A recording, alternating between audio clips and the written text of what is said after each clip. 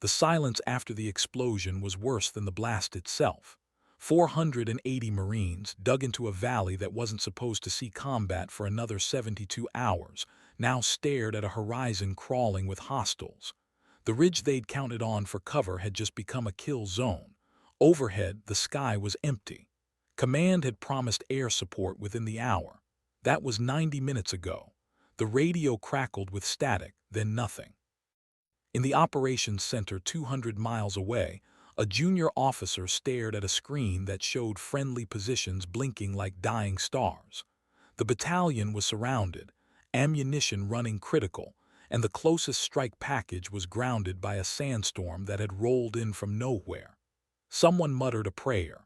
Someone else checked their sidearm.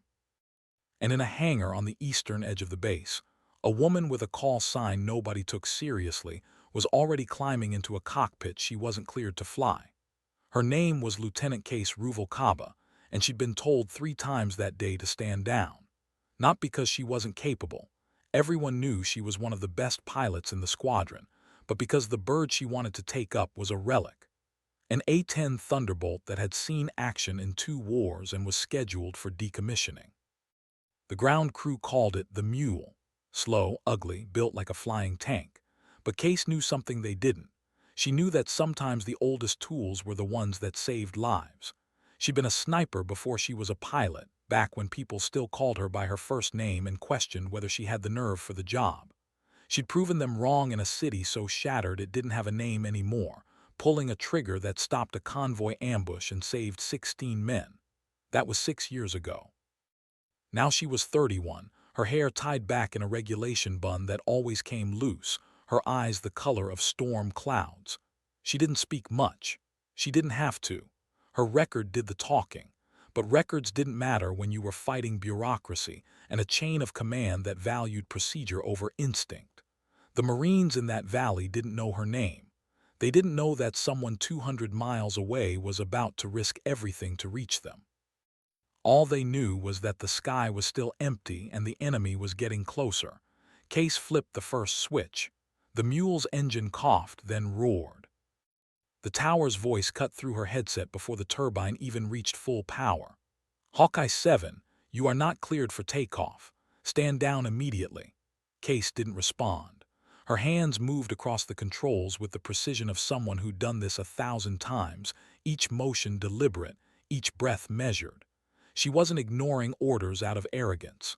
She was ignoring them because 480 lives were worth more than her career. The A-10 lurched forward, wheels grinding against the tarmac, and the tower's voice grew sharper. Hawkeye 7, if you proceed, you will be in direct violation of. She switched frequencies.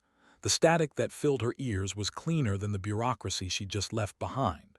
Outside, the sandstorm that had grounded everyone else was beginning to thin on the eastern edge, a gap forming just wide enough for someone crazy enough to thread it.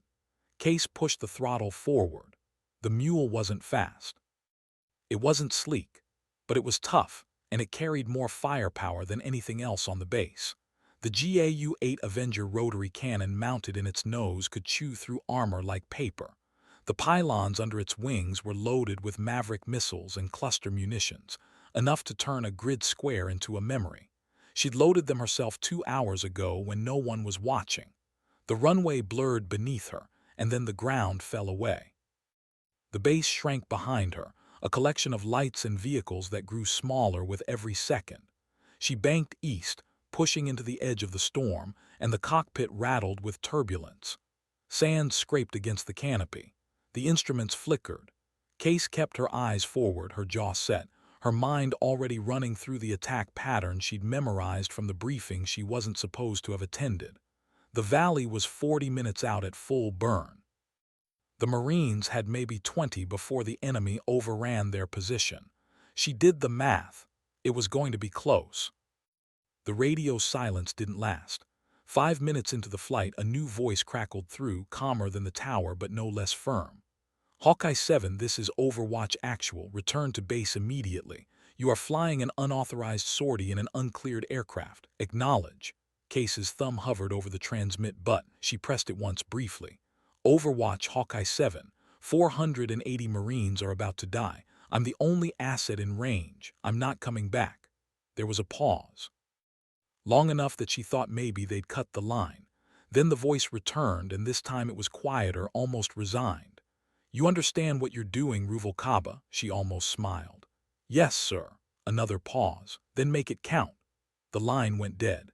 Case exhaled slowly, her fingers tightening around the stick. That was as close to a blessing as she was going to get.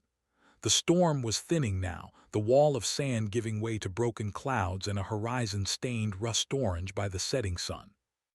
Below, the desert stretched endlessly, a wasteland of rock and dust and shadows that moved when the light shifted.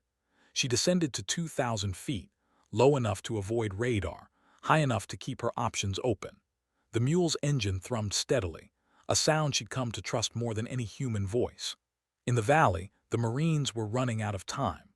The enemy had them surrounded on three sides, a closing vise of vehicles and infantry that moved with the coordination of a force that knew it had already won. Gunfire echoed off the rocks, sharp and sporadic. A corporal named Lemos clutched his rifle and shouted into the radio for the fifth time, his voice cracking with desperation. "Any station, this is Reaper 2-1. We are taking heavy fire and need immediate air support. Over." Static. Always static. Beside him, a lance corporal with a shrapnel wound in his leg reloaded his magazine with shaking hands. "They're not coming," he muttered. Lemos didn't answer. He didn't have an answer. Then faint at first, a sound that didn't belong to the desert. A low rumble, rhythmic and mechanical, growing louder. Heads turned toward the western sky. Someone pointed. The silhouette appeared through the haze like something pulled from another era. Broad wings, a bulky fuselage, twin engines mounted high on the tail. The A-10 Thunderbolt, ugly and unstoppable, descending from the clouds with the inevitability of a storm. Case keyed her radio, switching to the battalion's frequency. "Reaper 2-1, this is Hawkeye 7. I've got eyes on your position. Mark your friendlies and get your heads down." The response was immediate, disbelief giving way to desperate hope. "Hawkeye 7, Reaper 2-1, we are marked with IR strobes, hostiles advancing from north, northeast, and east, danger close on all sides." Case's eyes scanned the ground, picking out the faint flicker of infrared markers that only her targeting system could see. Around them, dozens of heat signatures clustered in attack formations, vehicles and dismounts converging on the Marines like wolves on wounded prey. She armed the cannon. The targeting reticle floated over the nearest cluster of hostiles, and her finger rested on the trigger. "Reaper, keep your people down. I'm going hot."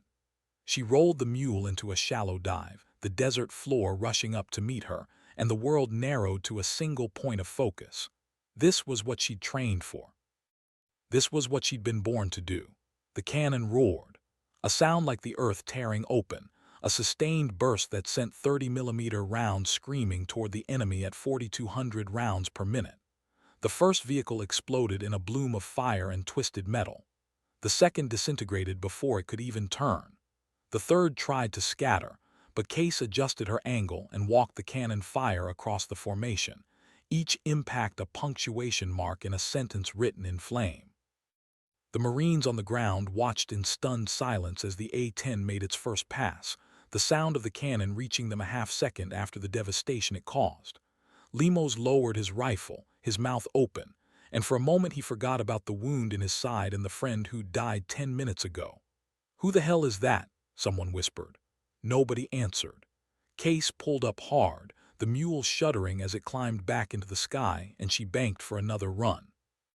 The enemy was regrouping, repositioning to account for the new threat, but they were slow and she was relentless.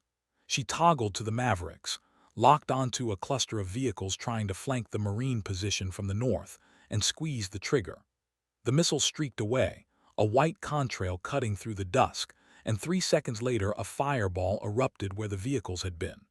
The shockwave rippled outward, scattering infantry and sending debris tumbling across the sand. Case didn't wait to admire her work. She was already lining up the next target, her hands moving with the fluid precision of someone who had done this so many times it was muscle memory.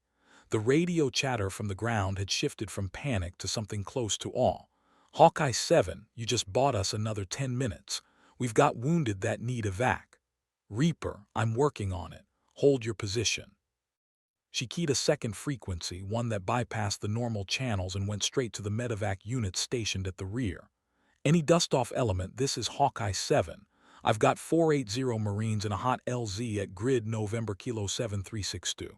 They need immediate extraction. The response was cautious. Hawkeye 7, that LZ is under fire.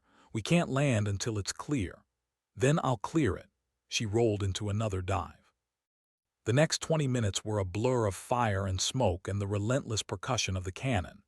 Case flew low and fast, her wings nearly brushing the ridgeline as she carved through the enemy formation with surgical precision. Every pass was calculated, every shot deliberate. She wasn't just suppressing the enemy, she was dismantling them, piece by piece, until the only thing left was confusion and retreat. The mule took hits. Small arms fire pinged off the armored fuselage, and a rocket-propelled grenade streaked past her canopy close enough that she felt the heat. But the A-10 was built to take punishment. It kept flying, kept fighting, and so did she. On the ground, the Marines began to move. They dragged their wounded toward the center of the perimeter, set up a makeshift landing zone, and for the first time in 2 hours they allowed themselves to believe they might actually survive this. Limo stood at the edge of the defensive line, his rifle slung over his shoulder, watching the A-10 make another pass. "I don't know who she is," he said to no one in particular, "but I'm buying her a drink if we get out of this." The lance corporal beside him grinned despite the pain. "If we get out of this, I'm buying her a whole damn bar." The medevac helicopters appeared on the horizon, 2 Black Hawks flying low and fast, their rotors chopping the air into rhythmic thunder. Case spotted them and keyed the radio. "Dust-off elements, this is Hawkeye 7. LZ is hot but manageable. I'll cover your approach." She climbed higher, giving herself a better vantage point, and watched as the helicopters descended into the valley. The enemy tried to regroup for one last push, but she was ready. Another burst from the cannon sent them scattering, and the helicopters touched down without taking fire. The Marines moved quickly, loading the wounded onto stretchers and hauling them aboard with the practiced efficiency of men who knew every second counted. Case orbited overhead, her eyes scanning for threats, her finger never leaving the trigger. The first Black Hawk lifted off, its rotors kicking up a cloud of dust. The second followed 30 seconds later. She didn't relax until they were both clear of the valley and climbing toward safety. Only then did she allow herself a breath. The radio crackled. "Hawkeye 7, Reaper 2-1. I don't know what we did to deserve you, but thank you. You saved every single one of us."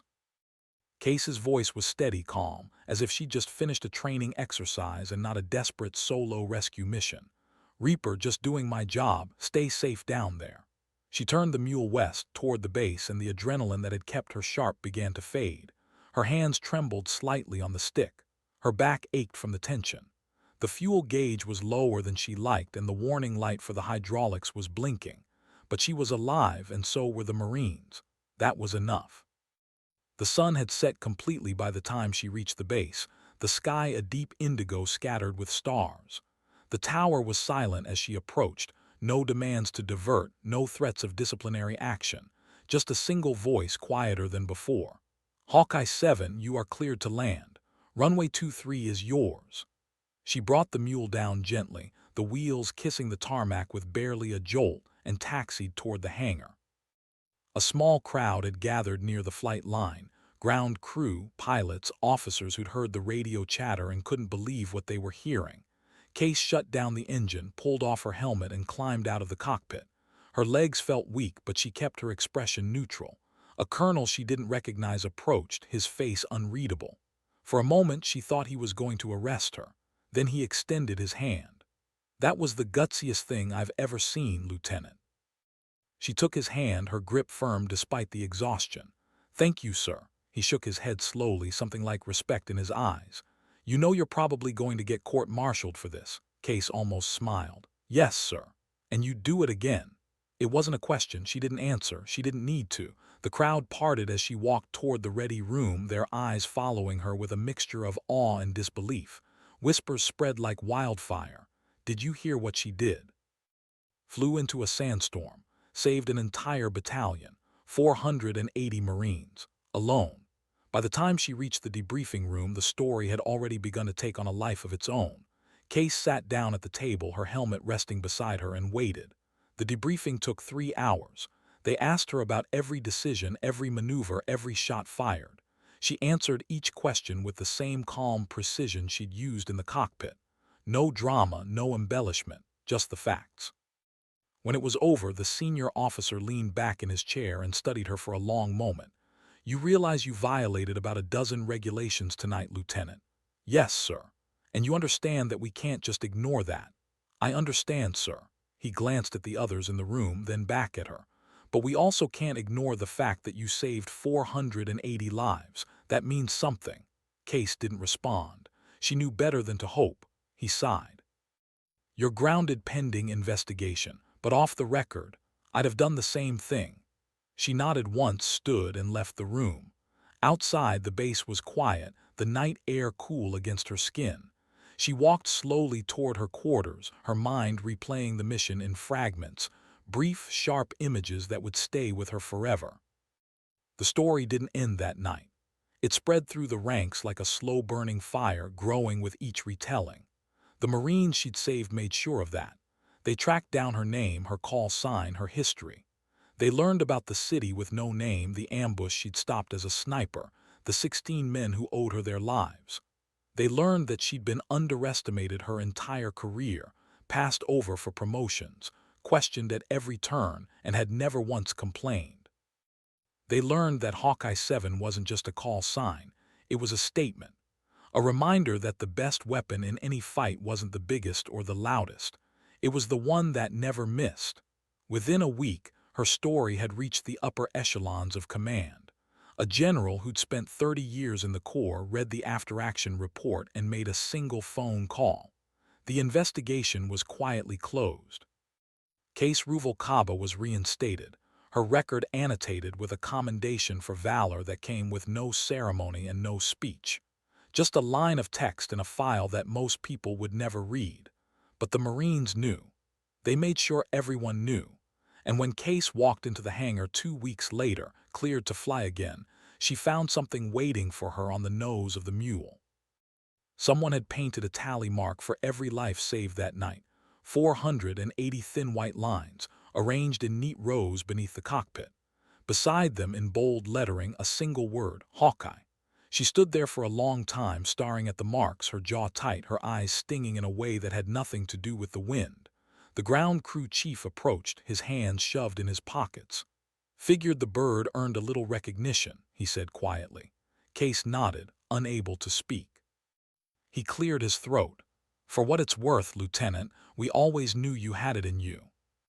The weeks that followed were strange. Case had never sought attention, never wanted the spotlight, but it found her anyway. Marines she'd never met stopped her in the chow hall to shake her hand. Pilots who'd once dismissed her now asked for her advice. The base commander invited her to a briefing where she was introduced as an example of what courage looked like when regulations and reality collided. She endured it all with the same quiet composure she brought to the cockpit, neither embracing the praise nor deflecting it. She simply existed in the space between, doing her job, flying her missions, and trying not to think too much about the weight of 480 lives. But the weight was there. It followed her into the sky, a presence as constant as the horizon. She felt it every time she strapped into the cockpit, every time she armed the cannon, every time she heard the radio chatter of Marines on the ground calling for help. And she knew, with a certainty that went bone deep, that she would do it again. Not for the recognition, not for the commendation, but because when you had the ability to save lives and you didn't, that was a choice too. And it was one she couldn't live with. The mule became her permanent bird after that. The decommissioning order was quietly rescinded, the aircraft reclassified as operational for as long as Case wanted to fly it. She took care of it like it was alive, running her hands along the fuselage before every flight, checking every rivet and seam. The ground crew joked that she loved the plane more than people. They weren't entirely wrong. 6 months after the Valley, Case was promoted to captain. The ceremony was small, attended by a handful of officers and the ground crew who'd painted the tally marks. She stood at attention as the rank insignia was pinned to her collar, her face impassive, her thoughts elsewhere. That night, she went to the hangar and sat on the wing of the mule, staring up at the stars. The Marines she'd saved kept in touch. Not all of them, 480 was too many for individual relationships, but enough that she received letters, emails, messages thanking her for what she'd done. Some included photos of weddings, newborns, families that wouldn't exist if she hadn't flown that night. She kept them all in a folder she never talked about. One letter stood out.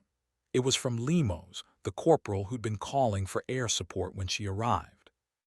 He wrote about the moment he'd first seen the mule descending through the haze, how it had looked like something out of a myth, impossible and inevitable at the same time.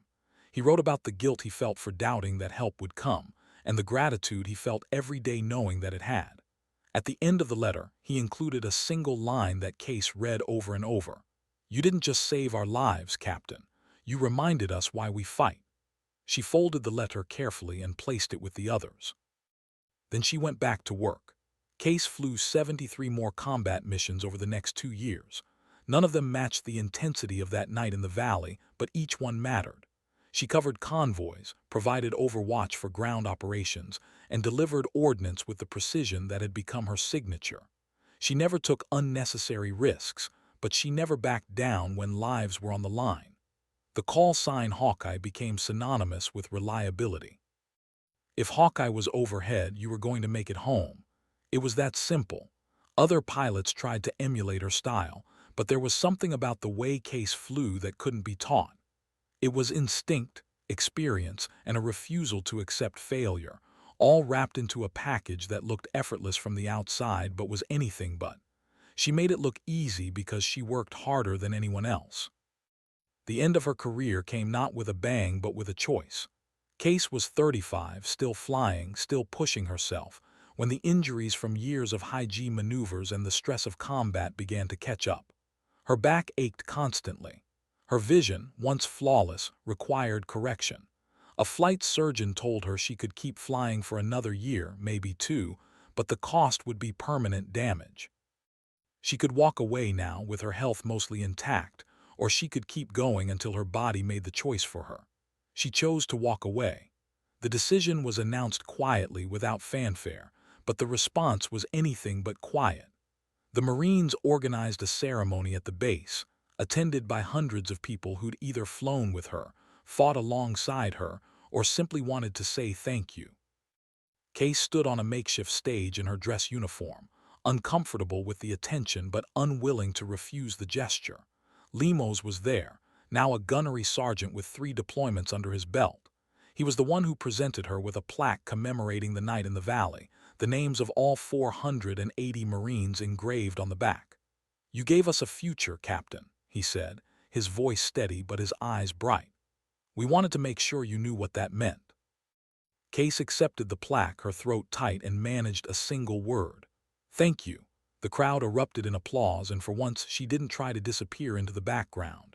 She stood there, letting the moment wash over her, and allowed herself to feel what she'd spent years suppressing. Pride, relief, and a bone-deep satisfaction that came from knowing she'd done what she was meant to do.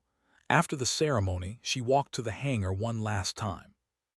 The mule was there, still bearing the tally marks, still looking like it had been through a war. Because it had.